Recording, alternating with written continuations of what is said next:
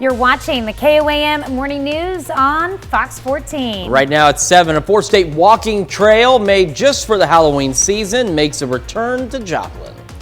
And some Joplin community leaders get a taste of what poverty is like. And we are watching some shower chances this weekend. Is it going to be a complete washout, or can you still keep your plans? We'll have the answer coming up. The four states' most watched news starts now. Thanks for joining us for the KOAM Morning News on Fox 14. I'm Tanya Bach. A second excavation is underway in Tulsa in connection with the 1921 Tulsa Race Massacre investigation. Now, this excavation includes a new area at Oaklawn Cemetery in the hopes of finding potential victims. The first excavation took place during the summer of 2021. Analysts were able to locate 19 human remains. The city says 14 of those fit the criteria for further DNA analysis. From the samples taken at Oaklawn, 2 DNA samples had significant amounts of DNA to move forward. And police in Oklahoma are investigating the deaths of 8 people as a homicide. John Aspies has more on this house fire turned homicide investigation. 8 people are dead inside a home near Houston and Elm Street. The fire department was called around 4 p.m. after neighbors reported it on fire. Broken Arrow Police calling this a homicide investigation. Broken Arrow Police Department continues to investigate the circumstances surrounding what happened here with this incident. It's a complex scene with a lot of moving parts. Houston and Galveston were lined with police, fire, ATF, and responding agencies Thursday evening. Broken Arrow Police Public Information Officer Ethan Hutchins provided a brief update around 8 p.m., giving the small amount of information he had after speaking with investigators. Early indications, according to officers on scene, confirm that they are investigating a homicide. As of now, we do not know what caused the fire, who was inside, their ages, or if there were any survivors. There's some details about the preliminary reports involving who was inside, but we're still looking for more details into what happened here. Police are unable to talk about suspects or if there's any suspect at all, only saying there's no danger to the community. This is a shock to Broken Arrow. It's a safe city. Broken Arrow doesn't have this kind of situation every day, and so we're asking the community to please pray and come together in this, because this is something that we don't experience as a city very often. Police are expected to be on scene throughout the evening in a quiet, now dark neighborhood. They call it a haunted trail, but this Halloween attraction swaps the scarier side of Halloween for something more magical. The Drake and Moore All Ages Haunted Trail is a free walking trail in Joplin that features inflated characters from the book of the same name. The characters help young children navigate the sometimes difficult challenges of life, and the attraction's owner wants families to know this is not your usual Halloween attraction, which means no horror and no gore. So what this is it's a walking trail. It's about approximately a quarter of a mile long. It's an all-ages trail, so there are no jump scares, there's no gore, there's no chainsaws, anything like that. Weather allowing, the Drake and Moore Walking Trail is open through Halloween nightly from 7 p.m. to 9 p.m. Well, some Joplin community leaders get a lesson in what it means to live in poverty. Over the course of a few hours, 80 community members from 50 organizations experienced a simulated month of living in poverty. Scenarios are based on the experiences of community individuals and families. KOAM's Shagun Mamadeli has more. The event is designed to give participants insights into the challenges low-income families face daily, as well as to help identify areas of change that could impact poverty's impact on the Joplin region. They come in, they're given a persona for the day, they're assigned a family, and they have to work through the struggles of normal daily life, whether that's getting children to school, buying groceries, paying their rent, paying their utilities, but really working through those just normal day-to-day things that we may take for granted. Brown says empathy is needed when dealing with the community. Because this helps our community leaders to have empathy and to remember that everyone's experiences are unique, and that it's easy sometimes to judge from the outside of what we think someone should be doing or how they could change the outcome. But it's good to experience this real life to feel those frustrations. One participant tells me about the character he played. As a young boy, about 10 years old, And so I was at the whims of my mother and father, going around making sure I got to school, and also having to pay for lunches at school and take care of myself if they were out, trying to find resources, and it put stress on the family. I spoke to two participants who says this changed their perspective. So something as simple as getting from point A to point B, getting to work, childcare, just getting to and from the store. I also learned how difficult it can sometimes be to learn all the rules and policies of even the agencies providing those services. It gives everybody a good illustration of some of the things that people have to navigate and when they are in unfortunate situations. Reporting in Joplin, Shagun Bamdele, KOAM News. Thursday's simulation was organized by One Joplin, and that's a community collaborative focused on facilitating communication and collaboration among area organizations. All right, we have a little throwback for you again today as we take a look at this day in weather history. And not that long ago, it seems, 1998, the crew of 31 aboard the cruise ship Fantome were lost and never found because of Hurricane Mitch's 115-mile-an-hour winds. And we don't have anything like that today, thankfully, but we are watching some shower chances this weekend. They're also going to be a little bit cooler this weekend, and then we'll start to warm up as we head into next week, and we'll also talk about Halloween later today as well. In Joplin right now, the sun is starting to rise. We got clear skies, temperatures not bad, 40 degrees in Joplin with the north breeze at 5, making it feel like 37. 46 Neodesha, 41 Parsons, 46 Miami, and 45 in Neosho. As we go through today, we'll have partly to mostly cloudy skies and warm up to a high of 65, and we'll have some mostly cloudy skies tonight, drop back down to 50 and kind of hover around there. So we look for some showers as we head into tomorrow morning, and the good news is these are scattered showers, not widespread. We'll talk more about that and your complete forecast here in just a few more minutes. All right, thanks, Chris. Up next, the interest in COVID boosters is waning, and why experts are worried about this waning interest. And later, who are you going to call? That's right, there's a video game for those who want to be a Ghostbuster. You're watching the KOAM Morning News. In Health Watch this morning, we're learning more about how people have been treated for COVID-19 this year, and there are some unsettling differences when you consider race. The CDC says people of color, especially Black and Hispanic people, were less likely to get Paxlovid and other COVID-19 treatments, even though Black and Hispanic people have been about twice as likely to be hospitalized or die from the virus. By the numbers, we're looking at about 1 in 3 white patients who got Paxlovid compared to about 1 in 5 Black and Hispanic patients, and about 1 in 4 Asian and American Indian patients. There were also disparities in other treatments. However, the study did not get into specific reasons why. Researchers say it could be a number of things like differences in access, implications of racism, or implicit bias among providers and patients who just don't trust the medical system because of negative experiences. Warnings about a potential winter surge in COVID-19 cases has done little to encourage more Americans to roll up their sleeves and get the updated booster shot. Data shows interest in getting an additional shot is declining. Mandy Gaither has a look at the numbers and why they're fueling concerns for the fall and winter. 3 viruses spreading at the same time in the U.S. flu, RSV, and COVID-19. The good news here is that we're not powerless against this. For 2 of them, we have very high quality vaccines.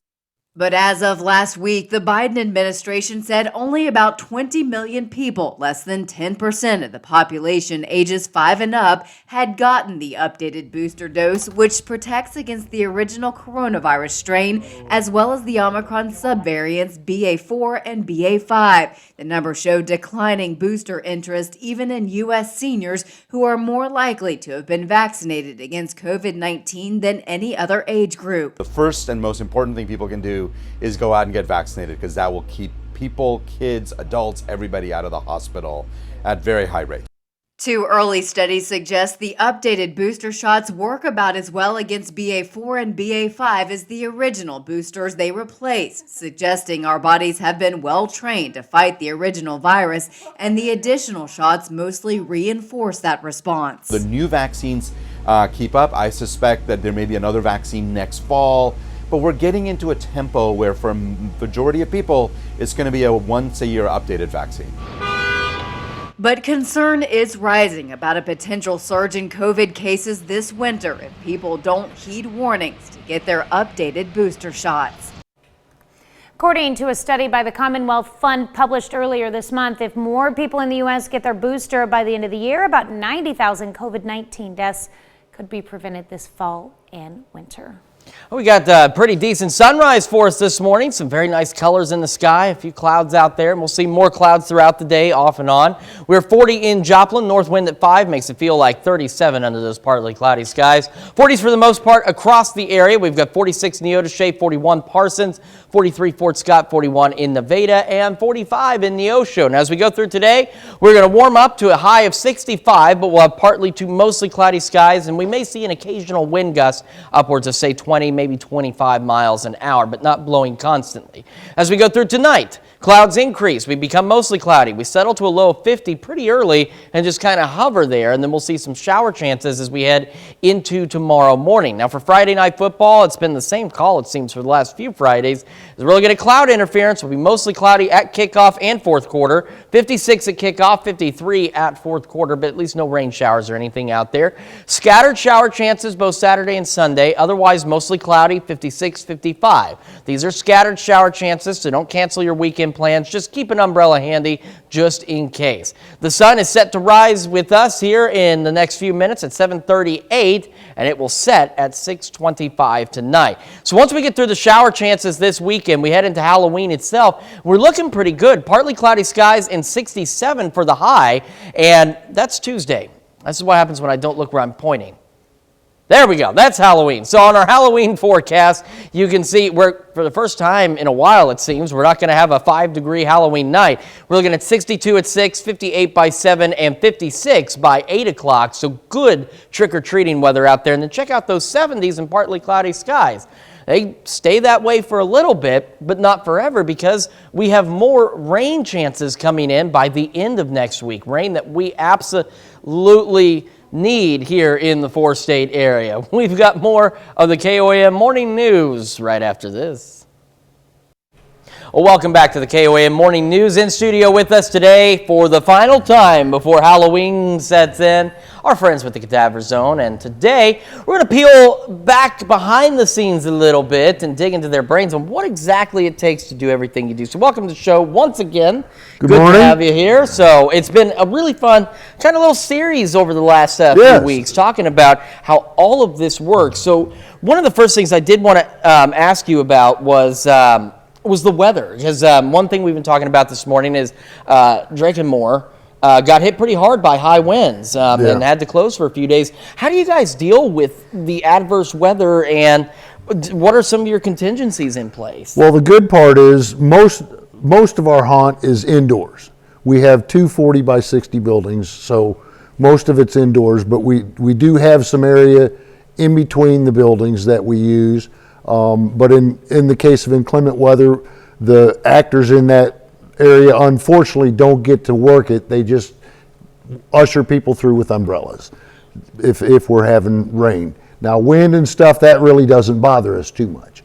The good part also, we do have a covered waiting area, so people aren't having to stand out in the rain or anything like that. Good. So, they can come in and get in the waiting area and just wait their turn to go through. So as far as weather, we're pretty it doesn't bother us too much. Well, that's good, though. I mean, because, again, you mentioned you've got some indoor buildings, so that certainly helps. A little easier than any outdoor displays that may be going on. Because weather, has a significant impact. And when you first came on, you mentioned you remember 4-state haunts. Right. So with 4-state haunts, what is that in? Is there some friendly competition that goes on, or how do you all manage getting that all together? Well, it's a friendly competition, but also, the main purpose for 4-state haunts is that we get together and we leverage advertising. For example, just like this, one of the things, as you recall, when we first started discussing this, is that I told you we needed to talk about 4-state haunts, because that's what we do. We work together to advertise the haunt season and each other's haunts. So, you know, there's a little competition, I guess, but it's more to promote the haunt industry in the 4-state areas so that we all do better. And the market here is not saturated with haunts. I remember about 20 years ago, you know, there were probably 15 haunts in the area. Now we're down to like 5 or 6. Oh, wow. So, you know, it's good for all of us to work together to keep it going.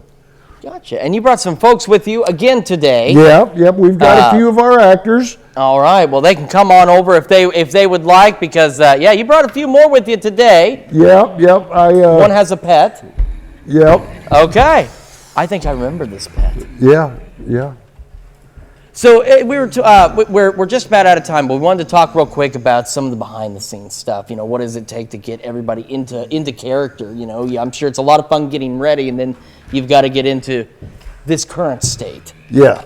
Well, like for example, this morning, I don't know if you realized, we were about 10 minutes late because it took a little extra time to get all this done this morning. These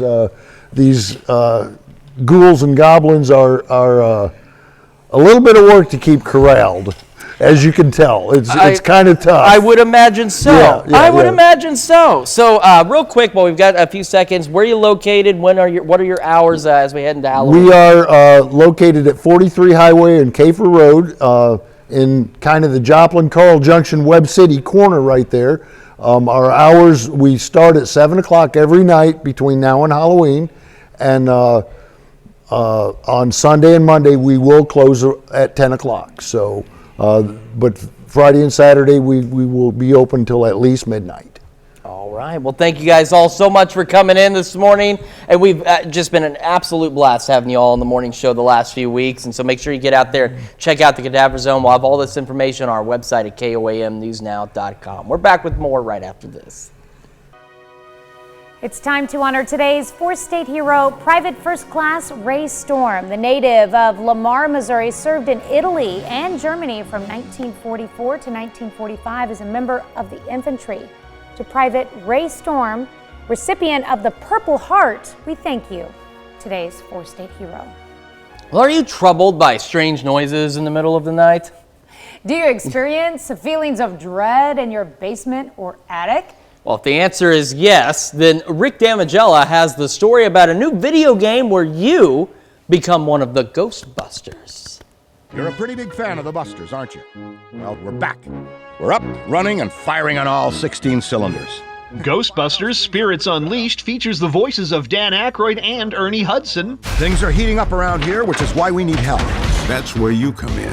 And gameplay putting you in the role of a Ghostbuster. This is a really cool idea. It gives players the chance to assume the role of a Ghostbuster and customize their character, their avatar in any way that they want to, with different outfits and hairstyles and faces. Looks like you've got the tools and the talent. Welcome to the team. The cooperative gameplay lets up to 4 players team up as professional paranormal investigators and eliminators, plus a 5th as something else. Here's the cool thing. One other person, and hopefully it's a friend of yours, will play as the ghost. The ghost can win the matches as well, just by scaring everybody out of the environment and haunting it. And then the Ghostbusters lose. But if the Ghostbusters catch you as the ghost, then they win. The things you'll experience here will be like nothing you've ever seen before. Leveling Up in Hollywood, I'm Rick Damagella. That certainly looks like an absolutely fascinating game. Okay, so I usually don't get into video games, but that one I would probably play. I love the Ghostbusters. Absolutely love them. I believe it. I mean, it's a great movie series as well, too. So we've got some shower chances heading into the weekend. We're going to talk all about those here in just a few minutes when we come back. It's Most Watched News starts now. Welcome back to the KOAM Morning News on Fox 14. It's currently 7:29. The Coffeyville, Kansas Fire Department releases details regarding 2 structure fires over the past weekend. The The fires took place at 7th and Pine and Penn Street. They say the fires were fueled in part by the high winds and were large scale and suffered significant damage. No residents or firefighters were injured. Silver Dollar City provides an update on the derailment of the Frisco Silver Dollar City Line steam train. The crash occurred shortly after 6 p.m. Wednesday night, injuring 6 guests and 1 employee. On Thursday, Silver Dollar City says the employee and 5 of the 6 guests have all been released from the hospital. No word yet on the cause of the derailment. A Joplin law firm shows school spirit by visiting Irving Elementary and giving out new sweatshirts with Joplin Eagles logo. The act of kindness by Johnson, Voorhees, and Martucci has been going on for about 11 years. They visit all the Joplin elementary schools and give away sweatshirts to prepare kids for the winter season with the benefit of showing their Eagle pride. We do this because it's important to us to give back to the community, and there are a lot of times whenever families don't have cold weather gear, and as the weather turns, we want to make sure that every student in these districts has at least one good hat and one good sweatshirt that they can wear and also show off their school pride. That's awesome. The firm will visit other Joplin elementaries to hand out the remaining sweatshirts. A total of 3,700 sweatshirts will be given out. Well, they call it a haunted trail, but this Halloween attraction swaps the scarier side of Halloween for something more magical. Drake and Moore All Ages Haunted Trail is a free walking trail in Joplin that features inflated characters from the book of the same name. The characters help young children navigate these sometimes difficult challenges of life. Series about Drakenmore, about the creatures in Drakenmore and some of the things that they do. It's kind of a children's book series. It teaches a few life lessons about being scared, things like that, finding a home. Drake and Moore book series is available online or can be purchased at the Drake and Moore Walking Trail. The Lord's Diner in Pittsburgh has gone mobile to better serve the community. KOAM's Carrie Worthen has the story. This helps families and people that are in need that don't have shelter or food. An anonymous donor donated the Lord's Diner a food truck. The Lord's Diner site director Laura Ramsey said this is a better way to serve the community. We would like to reach more people in the community, and transportation is an issue. So this way we can go out to different pockets in town and try to reach those who can't reach us. The Lord's Diner used to be open 365 days a year, but Ramsey said due to staffing issues, they are only open Monday through Friday. So on Friday evening, along with their evening meal, we hand out to-go bags. We have just individual bags, which contain shelf-stable food, and then we have family bags, which are bags that people that have the capability and accessibility to cook, they can use that food to help get them through the weekend. Jolion Conley has been going to the Lord's Diner for about a year and said that the mobile food truck will be closer to him at one of their 3 distribution locations. I just want to say that I think it's a blessing that everybody that is doing this is awesome, and I just praise God for the amazing things that is being done in this community. Ramsey said that they serve on average around 300 people a night. In Pittsburgh, Carrie Worthen, KOAM News. To find out more about the locations and times for the mobile food truck or to help volunteer or donate, you can visit our website at KOAMnewsnow.com. Well, this morning we're discussing haunted houses, from zombies to dead brides, witches, and killer clowns. A haunted house in Florida is the highlight of the year for those participating in it. Haunted house is fun and has a side effect. It helps build on life skills of the disabled adults who participate in it. Now, the vice president of the program that is helping put it on hopes the community appreciates how dedicated their cast of characters are. And although the haunted house may be fake, it brings some very real smiles to those who are participating in it.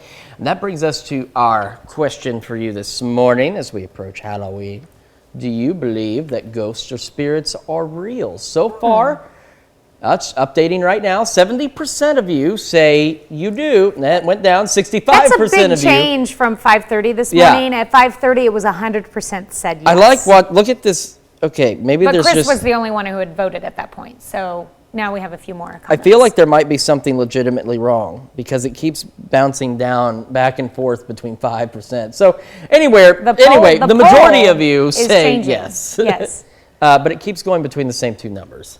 It's because somebody's having a battle Apparently there's some kind of battle. Well, anyway, you can vote through our website, through the app, and take part in discussion on our Facebook page. We have some weather to talk about. So right now in Joplin, a beautiful sunrise, some partly cloudy skies, 40 degrees with a north breeze at 5, feels like 37. 40s for the most part across the area, 45 in Neodesha, 48 Chanute, 42 Pittsburgh, 46 Lamar, and 44 in Carthage. As we go through today, we'll have partly to mostly cloudy skies and warm up to a high of 65. And heading into this evening, we'll drop back down to 50 early and kind of hover there. We could see some shower chances by early tomorrow morning. For Friday night football, we are once again, for another Friday, calling for cloud interference on the field. We'll be mostly cloudy at kickoff, 56, mostly cloudy, 53 by the fourth quarter, but at least no rain chances. Rain shower chances Saturday and Sunday, 56 and 55. These are scattered chances, so just keep the umbrella handy, but otherwise you can still do whatever you're wanting to do. We're not talking a ton of rain out there. And look at the 7-day forecast. Halloween is looking really, it's the second time I've hit Tuesday instead of Monday. Halloween is looking good. 67 partly forget it. It's looking pretty good. 67 partly cloudy skies. As you go trick-or-treating, the weather's going to be pretty decent as well. And then we are going to head into the 70s as we head into next week. And then we watch for our next chance of showers and thunderstorms as we move into next weekend. We've got more of the KOAM Morning News right after this.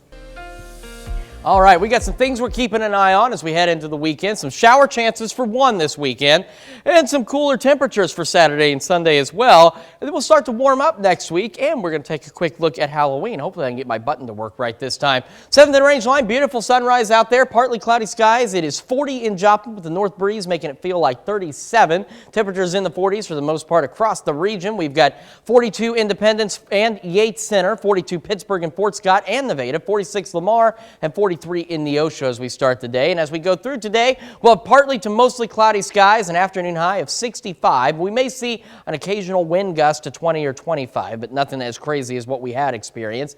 50 for the overnight low tonight, and we could see some showers by tomorrow morning. And don't worry, though, we're not talking about a complete washout for your weekend. For Friday night football, we're calling cloud interference. This will be mostly cloudy kickoff and fourth quarter, 56 and 53, but no rain, so good weather for football, just on the cloudy side.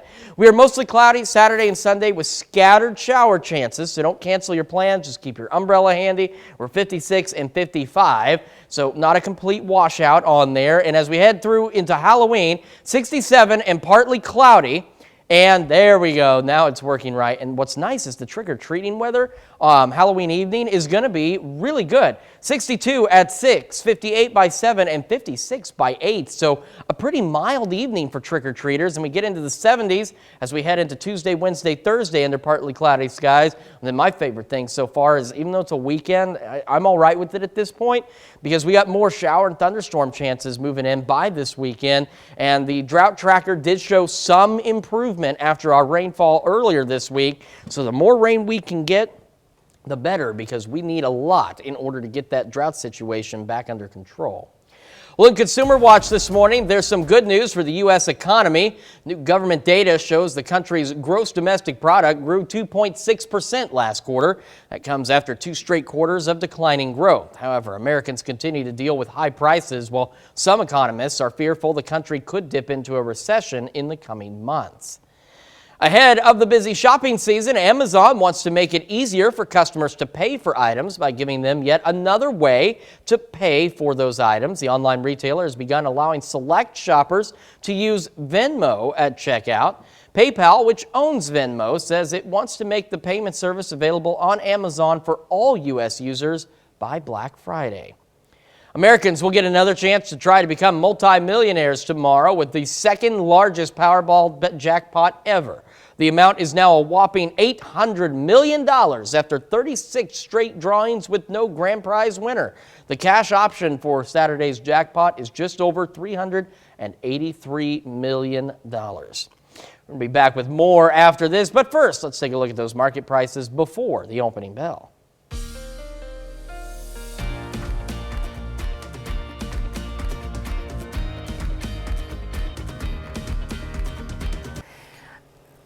Chris, what do you get when you combine a Halloween-themed monster and a door? That is an excellent question. What do you get? A monster. Yes, I like to tell jokes. Why? Yeah. Mm-hmm. Well, that's not too bad, I suppose. But we're talking about a monster, aren't we? Of course, it's a story by Jeannie Moose. C is for cookie. It's as if the Cookie Monster took up residence in the front door.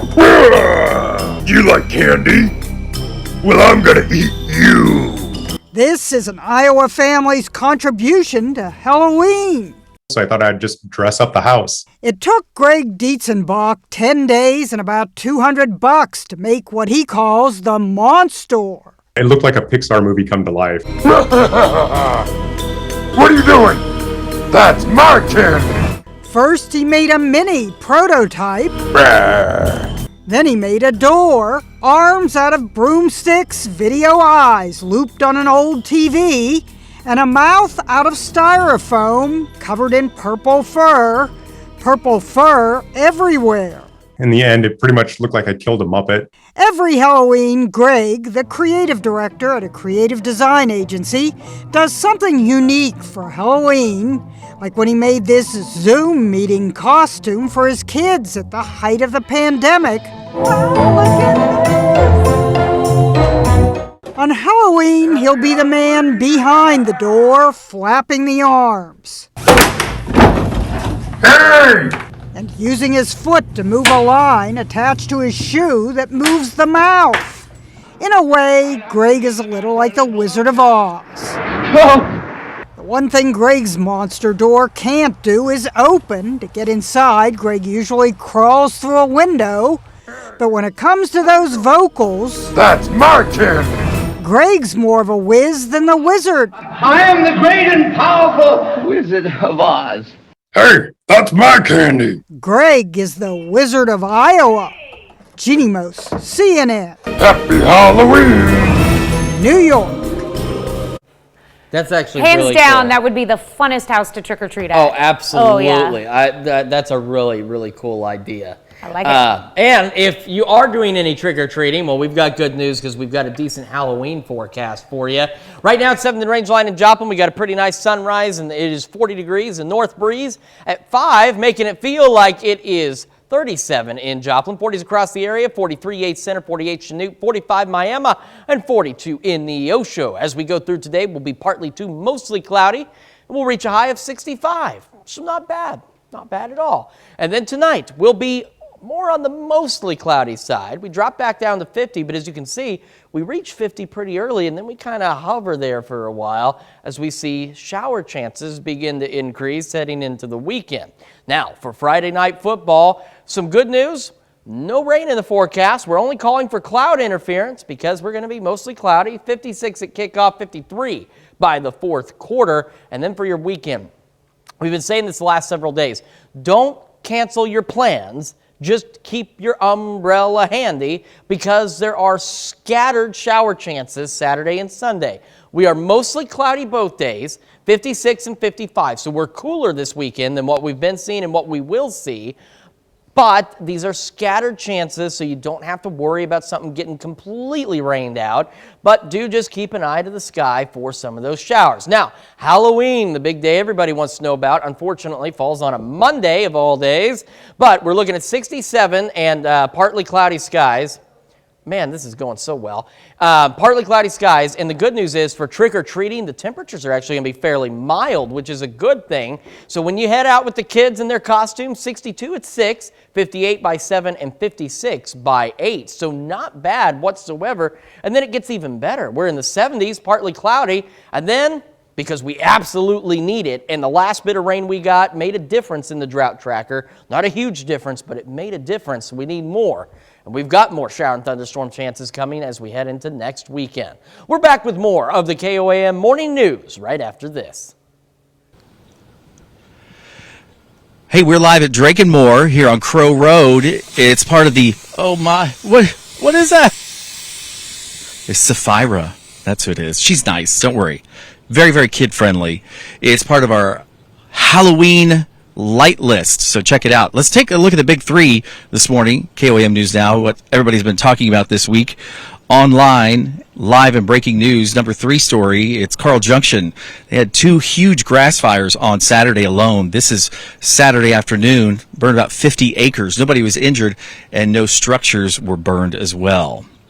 Number 2, Joplin News First. Massive fire in Carthage, Missouri. It burned the entire 100 block of Grant Street. Nobody was injured in this fire also. They're still investigating the cause of the fire with the assistance of the Missouri State Fire Marshal. Carthage Fire Chief Ryan Huntley tells us they tore down all the rest of the buildings for safety because there were just portions of walls that were still up. And then our number 1 story. Everyone's been on the Silver Dollar City train before, right? And the bald knobbers held us up, remember? Well, the Silver Dollar City train derailed night before last. 160 people on board, and wow, 7 were injured, non-life-threatening injuries, and out of the 7, 6 of them went home yesterday. Haven't heard status of that last and final person, but once again, non-life-threatening injuries. It's being investigated by the Missouri State Fire Marshal's office. They say they've done their preliminary investigation there at the scene, and they'll come back with an engineering firm. Now, Silver Dollar City will remain open, but the train will not be operating there in the park. And then our bonus story of the week. This is a really incredible feel-good story. Seneca have a new fire station.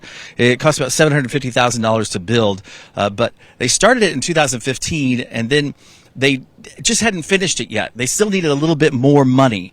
And so across state line in Oklahoma, Glenna Wallace, she's the chief of the Eastern Shawnee tribe, and she actually said, hey, what would it cost to finish that up? So what's really amazing is they said, well, it's $273,000. Here's the bid. And she said, well, we'll pay that for you.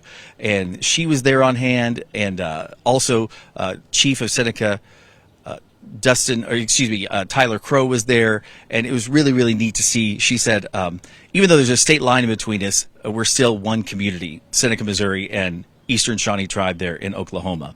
So that new fire station is right there on Washington Avenue. That's your big 3 of the week. I'm Shannon Becker, KOAM News Now, and we'll be right back after this. Welcome back to the KOAM Morning News on Fox 14. Here's what's happening today. Senate Majority Leader Chuck Schumer was heard on a hot mic telling President Biden that the Senate race in Georgia is going downhill for Democrats, a key state that will help determine who controls Congress after the midterm elections. Schumer said he felt good about Nevada and that the debate performance by Pennsylvania's John Fetterman, who is recovering from a stroke, quote, did not hurt us too much. The man in charge of the state troopers who responded to the Uvalde school massacre admitted his officers made mistakes, but is refusing to step down. DPS Director Steve McCraw told a community meeting that his department did not fail the community. 19 children and 2 teachers were killed, while officers from several law enforcement agencies waited for more than an hour before confronting the gunmen. And the World Series begins tonight with the Philadelphia Phillies visiting the Houston Astros to kick off the 7-game set. Justin Verlander toes the rubber for the Astros, while Aaron Nola gets the start for the Phillies. It's the first championship series without any U.S.-born black players since 1950. As we go through today, we'll have partly to mostly cloudy skies and maybe a wind gust or 2 out there of about 20-25. 65 is our afternoon high, and as we head through tonight, clouds on the increase will be mostly cloudy, dropping back to 50 and just kind of hovering there for a while. We'll see some shower chances building in to Saturday morning because we have some scattered shower chances Saturday and Sunday. Don't cancel your plans like we've been saying. Just be prepared for a scattered shower or 2 and a little bit cooler too, 56 and 55. Halloween, 67 and partly cloudy for the high.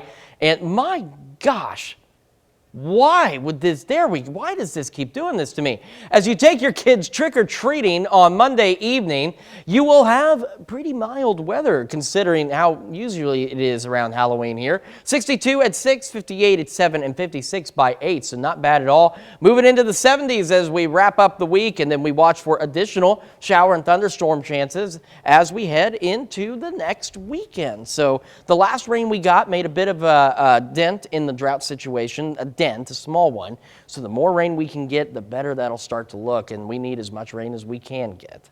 For the rain chances on Saturday and Sunday, what time of the days are we looking at for those? It's going to be kind of scattered throughout the day each day. And so it's one of those things, they're going to be hit and miss throughout the day with a system that's passing just to our south. And so that's why on our evening forecast, we could see them in some areas as early as 5 or 6 tomorrow morning. Okay. And I'd say as late as maybe 7 or 8.